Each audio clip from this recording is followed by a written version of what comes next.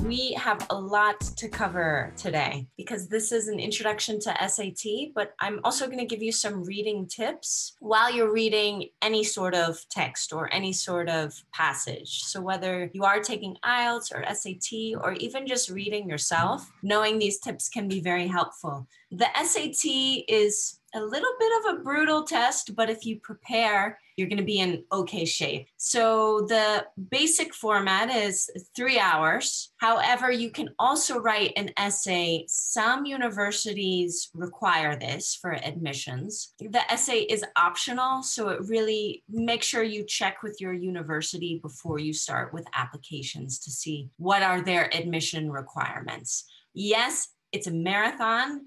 You have to prepare yourself and get ready for staring at questions for 3 hours. SAT is all about critical thinking. It's really measuring your ability to be creative. We say think outside of the box, right? To consider different perspectives, to think about how parts relate to each other. The information that they're trying to get, they want to see, how do you think? How do you see the world? And that's really, those are the skills that you're trying to build. The two main parts, math, and then you have this reading, this evidence-based reading and writing. And you are given points for each of these. And then your score, so the top score, right, that everyone always says, oh, I got a 1600. That's perfect, right? But why are you doing this? Because it's to rank you in relationship to other students. So again, you're using this for admissions requirements. They want to see how are you compared to others. And I don't love this about standardized tests, but it's been something that's been part of admissions for a very long time. So the interesting part, and I'm showing you this graph, is because that even 10 points can distinguish you from thousands of other students. And so taking the time to study and to prepare and get used to this is critical if you're trying to get into a particular school. Number one strategy is when you approach the math section or one of these reading sections, you skip around and you answer the ones that are fast and easy and you feel confident on, because then those are points that you will have accumulated. If you go in order, and if you start 1, 2, 3, 4, you could get stuck on question number 2 because it's one of the hardest questions, right? And then you don't have time to finish the rest of the section. So the number one strategy is you go through, you find the easy questions first, you skip around in the particular section because it is timed, and you answer those. When you reach a question that seems uncertain and you're not sure what's the right answer, is we call process of elimination. So you mark off the answers that you know cannot be correct, and then maybe you're left with 2 and you take your best guess between those 2. You see, okay, which one can it not be for sure?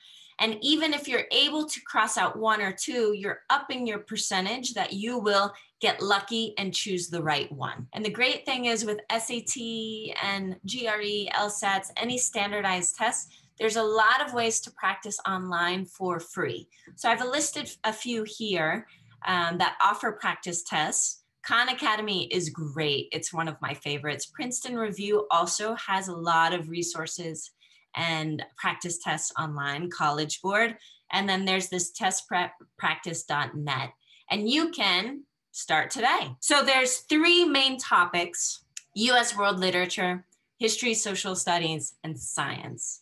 And a lot of times people think, oh, well, science is just research and it's so difficult and I don't care about journals and academic study in this way. So there are a lot of magazines and publications that can help introduce you to sciencey topics without feeling so dense and overwhelming. So for example, Scientific American is a magazine here. When you're reading, whether it's a newspaper, whether it's a test of the D'Urbervilles, whether it's a research article online, there are tips that you want to think about while you're reading to help you read actively.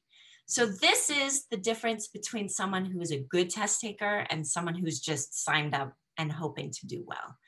The good test takers, they learn to read actively. And how do you do that? You want to engage in the text. You want to engage with this writing. And you do that by asking yourself questions and taking notes while you're reading. I don't know if you've had this experience. You're reading and you pass a page or two and you think, wait, what just happened? I don't even know what I just read. So by asking yourself these questions, you're forcing yourself to get engaged and to understand what is being covered. So what is the main point? What are the word choices here? Why is the author speaking like this or writing like this? What is their position, right? So a lot of times in a scientific article, they're trying to get you to think in a certain way or to promote a certain kind of research, and you have to think critically. Are they using appropriate examples? Are they demonstrating proof? Was the research experiment conducted effectively? Even tone. You can sense this when someone's speaking, if someone is being snarky or sarcastic or funny or nice. But when you're reading, you can also figure that out. And training yourself to identify the words in the way in which they're written so you can understand, what is the tone here? Is it sarcastic? Are they being informative without a bias? So as you can see here on the screen, here's an example of a student who's done exceptional note taking. And so in an SAT course, you learn how to do that. Obviously here in our Fast and Furious, there's no way I can cover all of this, but notes really help you save time, stay organized, find themes, and recognize the main ideas. So maybe you see on the left side of each paragraph on the columns, they have written the main ideas, so that way when they're answering the questions, they can go back and refer to the main idea in the paragraph and understand what's being said or what's being talked about, right? So notes is your secret weapon. When you have good notes, the questions become easier and your score is higher. So after you've read actively the passage and you start tackling the questions, you have to see in this question, is there anything provided as a hint for me to make it easier? So sometimes there are keywords and they're circled here. You can see exact in quotes and specific in quotes. When it's in quotation, that means that it's taken direct from the passage and it's in the question. Okay. And then line references. So sometimes it'll say in line 48, in line 62, and you know exactly where you need to go back into the reading passage to find the information, to find the answer that you're looking for. This is counterintuitive, which means it's not natural, but it's been shown to be one of the top ways to answer well and to get high score. So we call predict, don't peek, and answer. So predict means you're guessing, right? Predict means you're thinking what it could be. So based on looking at the question alone, you're not looking at the answers and you're thinking to yourself, how would I answer this question? And then you look at the answers and you see which answer now most closely matches what I think. A lot of the students that I work with, they go straight to the answer choices. And then you just get confused because the answer choices are written to confuse you. When you look at the question, you think, okay, I'm not looking at the answers. I'm making my best guess. How would I answer this?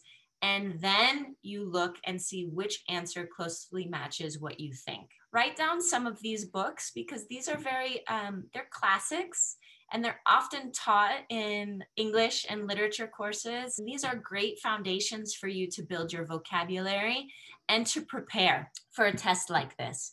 These are not to provide information. It's not to show two sides of an argument. These are about characters, and this is about emotion and understanding characters' opinions and dialogue. And that's what can be tricky, is understanding who is saying what and what do they think about themselves. So even some of these, and when I'm teaching students, I love giving the assignment of read the book, watch the movie, because a lot of times when you read the book, you have your own world that you create and your own characters and how do they look and how do they act.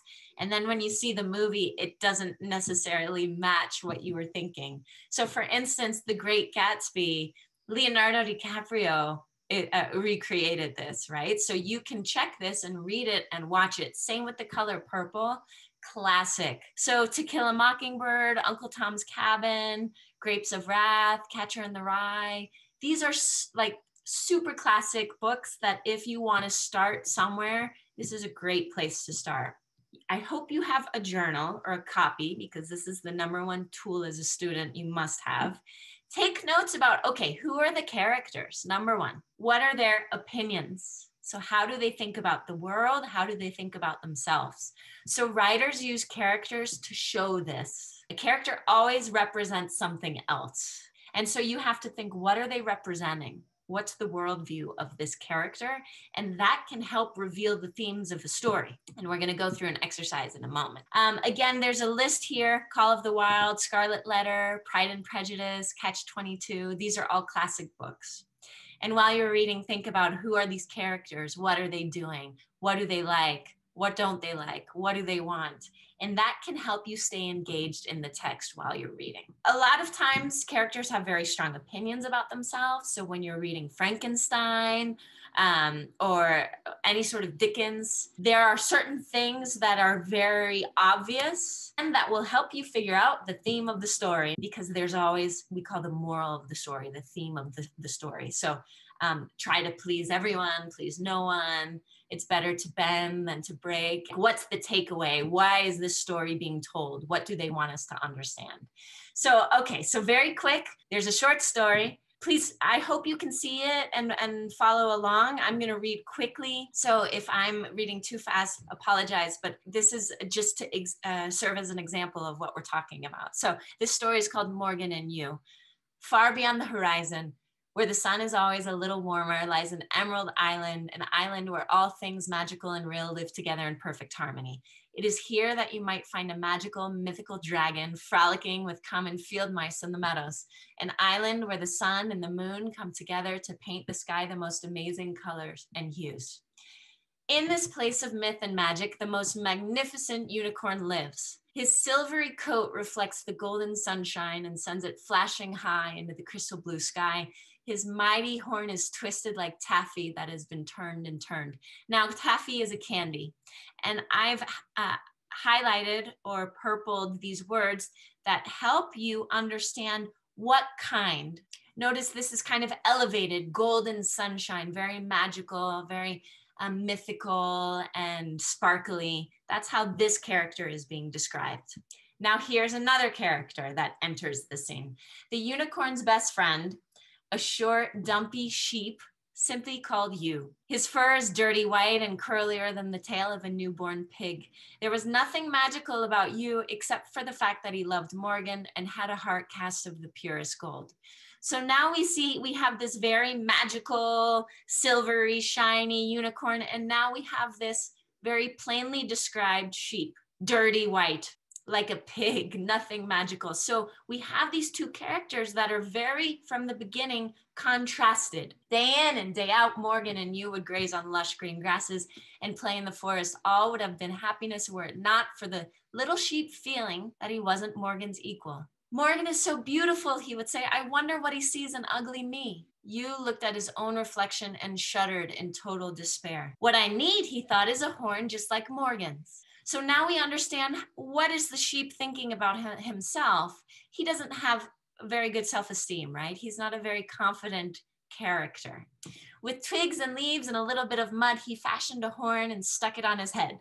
Then, oh so very carefully, he walked back to where Morgan was sleeping. Ahem, he said to the sleeping unicorn. Do you notice anything different about me? Morgan woke with a start and saw his favorite friend standing before him with a glop of mud, shaped like a horn stuck on his head. He couldn't help himself and burst out laughing. You began to cry large tears, causing some of the mud to drip down his cheeks. Well, you don't have to laugh, he cried. I was only trying to look like you. But why would you want to look like me? Asked Morgan. So You told Morgan how he really felt about himself. Morgan listened, and when You's tears had dried, he said, I like you just the way you are, but if having a horn would make you feel better about yourself, let's see if we can get you one. You would do that for me? Cried the sheep. Of course, you are my best friend in the world. So now we see the characters are going on an adventure. They're going on an adventure together, and there's a mission. They traveled day and night, crossing brooks and swimming through rivers. As the sun set, they climbed the mountain and reached the summit at dawn. With dawn came a beautiful star. We know more than anything you want the horn of a unicorn, but the only way is for Morgan to give you his horn, the star said. Morgan looked down at his little friend. If you wish it, I will gladly give. Without thinking, you shouted, yes, yes, I want the horn more than anything. Before you could blink, Morgan was gone, and the beautiful horn was on Yu's head. Yu realized his friend was gone. He cried and cried, wishing he never wanted to be other than he was. Without my friend Morgan, I am nothing, he shouted. He wished and wished for his friend to return. The star returned, asking, you wanted the horn to be special, and now you want to give it up? No, said the small sheep. The love I feel for my friend makes me special. The star paused. Your wish will be granted. From that day on, Morgan and Yu played in the meadows and on the Emerald Island. In rare times when he didn't feel special, Yu would look up at his friend Morgan, and quite magically, a small crystal horn would appear on his head, built entirely from love. Okay, so tell me, what do you think is the theme of this? What is the point? What is the story? Why is this story being told? What is the lesson that you might learn from this story? I'll give you a moment to think about, why is this story told? So we have two characters. They're very much contrasting characters. One being short, plain sheep, the other being this magical unicorn, and they're friends. And they go on this great adventure together because the unicorn so much wants his friend, the sheep, to feel good about himself. And in the end, ultimately, it costs them their friendship. What is the point here? What is the lesson? And this is how you read. This is how you read SAT passages. You're thinking about, what is the point? It's not just a story, right? No book, no great work of literature is never just a story. There's something behind it. There's something beneath it. And what is that story? What is that lesson? What is that meaning? The importance of friendship. Why else would this story be told? What are other meanings? To appreciate what you have, to inspire. We can also, at the end, there's this little quote of the story. So when you look with envy on friends that you have found, think of the horn of Morgan and the love of Yu abound. Thinking about envy and jealousy and how it actually doesn't serve anybody, right? So when you admire somebody else, oh, she's so pretty, oh, he's so smart, oh, he's beautiful, or whatever. However you see somebody else, what is it actually? You know, what is your own beauty? What is your own strength? This is by no means comprehensive. This is just a small taste. Practice and prepare. And when you build skills, and these aren't just skills to take a test, these are real life skills, right? So learning to read critically, learning to analyze, learning to think constructively. This can help you succeed in many different ways. As always, I always recommend when you're trying to study for a standardized test, like GRE or SAT or IELTS, to sign up for a word of the day somewhere. So on thesaurus.com, you can learn about synonyms and new words and definitions. You can download apps. Really building your vocabulary will help you. So that is why reading is one of the best ways that you can study.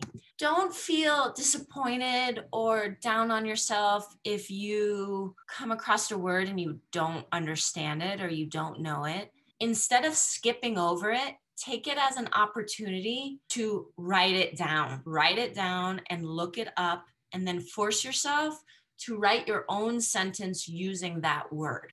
So this really will help stick new words into your mind, because then you're not just learning the word and the definition, you're learning how to use it properly in a sentence.